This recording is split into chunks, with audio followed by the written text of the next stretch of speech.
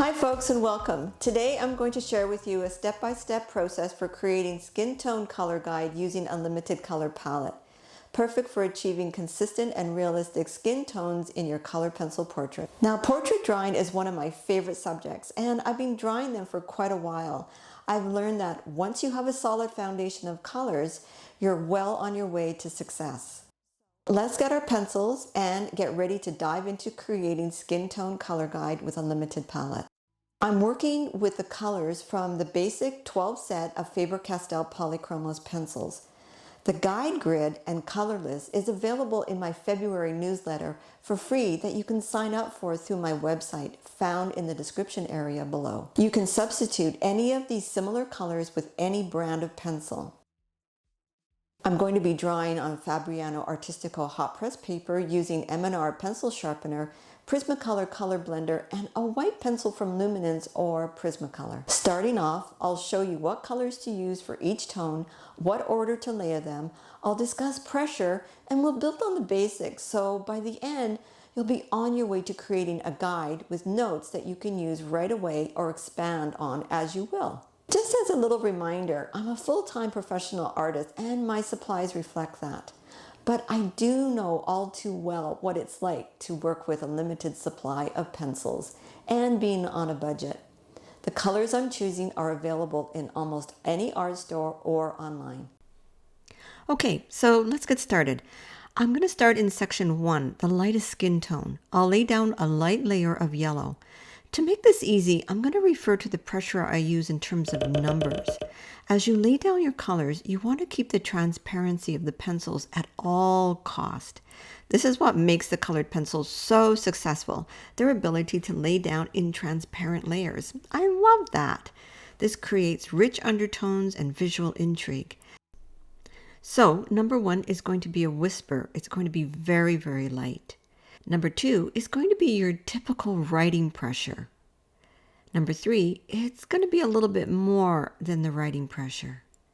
And number 4, you're going to have a lot of pressure. But just keep remembering, preserve the transparency as much as you can and try not to lay down too thick. The thicker it is, the harder it is for you to add more layers. So you want to actually go light at the beginning and a little bit heavier towards the end. So now I'm back to the base square of section 1. And once I've laid down the yellow quite consistently all over, I'm going to add scarlet red with a pressure of 1 on top of the yellow.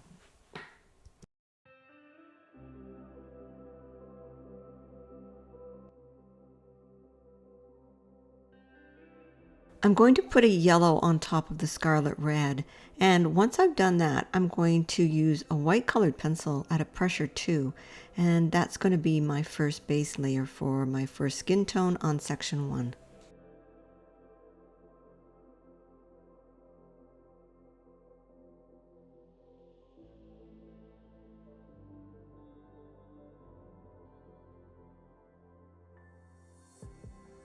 Moving on to the second section, I'm going to lay down a layer of yellow with a pressure of 1. Then I'm going to add over the yellow a light layer of scarlet red at pressure 1. The same process as the first section. I'm going to add in a light blue right now, and it's at a pressure of 1. And as I'm working with the light blue, I'm going to also come in with the white, and I'm going to use that as a pressure of 1 also. And I'm going to blend all of those 3 layers together that I've already done. Also, when you're drawing a portrait, generally skin tones differ from one area of the face to another. Learning how to consistently control your layering will start to build your skills and improve your technique a lot. So take your time on this. Drawing with colored pencils is a long process and it does take a lot of patience, but it's super fun. So I'm adding another layer of yellow and I'm going to be putting the red on top of that and mix them together. This type of layering will allow you to create depth and dimension in your drawings, where shadows exist and when you want to develop the form of the face around the eyes, the nose, and mouth in particular. After I've added the red, I'll come back with a layer of blue, and we're going to mix it with all the layers together. By using the light blue on the skin tone, and when done right and light enough, you don't even notice that there's blue. The blue neutralizes the red and yellow and tones down the pinky look of the skin tone. And finally, I'm going to blend it all together with another layer of white at a pressure of about 2. Creating color palettes and writing the color list easily gives us the key to quickly draw our subject. Remember, we're trying to move away from too much pink, and by mixing in the blue and the white, we achieve this. Also, as we're working with the yellow and the red, this creates an orange that we can control better. We can add more yellow or more red, and this changes the tone. It's a perfect way to build colors and shades. We're going to add in a layer of brown ochre at a pressure of 1 on the third main box color. This is different from the yellow that we used on the previous 2. It's more brown and it's a darker color, which is what we need. We're going to build the tones till they become rich and deep in the value range. I'm going to work on neutralizing the ochre right away by adding a layer of light blue on top at a pressure of 1. After that, I'm going to switch over to magenta to keep the colors more toned down. Magenta sits more on the purple side. As we layer it, we can see that the skin tone is not as bright as red. Skin tones are affected by many factors: clothing, lighting, anything that's beside the subject, and even the time of day. Pay attention to these elements as you create not only your color guide, but also when you're drawing your portraits. When I completed the magenta, I'm going to add a layer of yellow at a pressure of 1, and I'm going to mix all of those colors together. I'll add ochre level 2 and a white at level 2 as well. And as I'm doing that, I'm going to add in another layer of the light blue at a pressure of 2.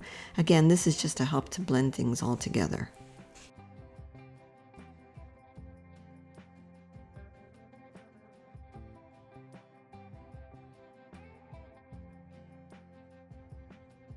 I'm going to blend in some magenta at pressure 2, and all the work between the magenta and the light blue is going to be blended together with the pencils.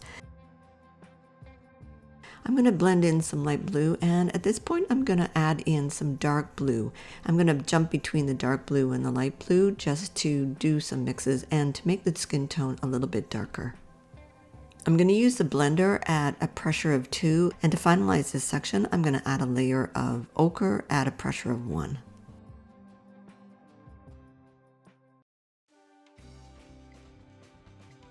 On this new section, we'll start the base tone with an ochre at pressure 2.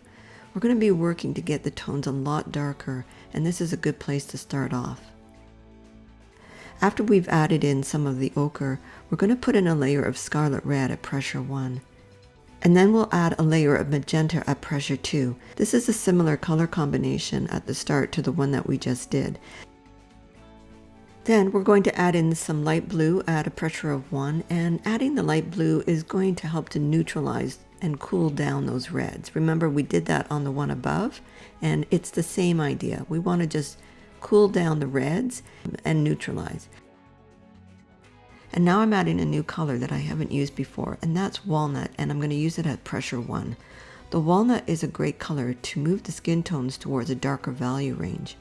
Once I've done that, I'm going to use the blending pencil at a pressure 1 to mix and blend the colors all together.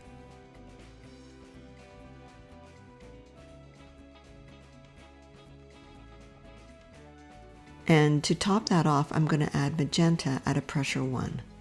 And to conclude and blend all the colors together, I'll add a final layer of ochre at pressure 2, and the skin tone on this section is much darker, and it's done. On to section 5, we're going to start with walnut at a pressure of 1. And then on top of that, we're going to add ochre at a pressure of 2 and blend with a pressure of 2.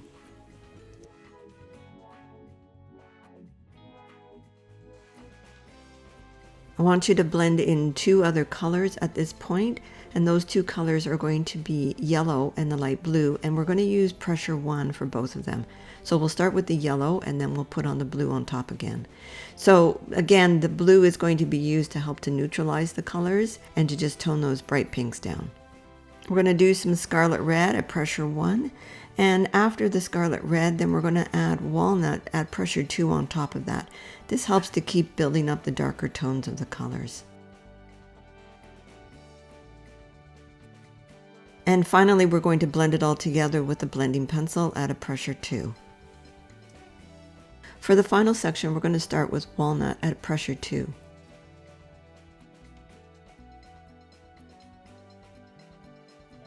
As we finish the walnut, we're going to add in magenta, again at a pressure 2. This last section is where we're going to really try to get some dark tones with our colors. On top of the magenta and the walnut brown, I'm going to mix in some yellow. And on top of the yellow, I'm going to add in some dark blue. And both of them are going to be done at a pressure of 2. So that's going to be quite dark. Once I've done that, then I'm going to blend it all together with the blending pencil. And I'm going to use a pressure of 2 with the blending pencil. Again, pressing kind of hard so that the colors all mix really nicely. I'm going to add walnut at pressure 2 and scarlet red at a pressure 1 over this new blend. And then finalize the whole thing with a little bit of black at a pressure 1. And there you go. This is our last section and our last base tone color. Next, I'm going to build up each section on the guide by using the base colors and alternating between pressure and color layers. This is to teach you how to build up values using one set of colors. Remember, as you work on skin tones, you can add to the values by adding other colors. What this means is that each section is just a starting place. You can add to it as you go, and in my tutorial, Mastering Values for Skin Tones in a Portrait, I'll show you how to do this. I'll list the colors as I go. You can refer back to this tutorial as you will, stop and start and get your own color grid going, or more importantly, just practice your colors. The idea is to help you build your basic skills. And don't rush this. The tutorial is meant to take time. Keep notes as you need and keep going. You can also make your grid smaller than what I did, and that way it might not take so long. So thanks for joining me as we draw a skin tone color grid for colored pencils.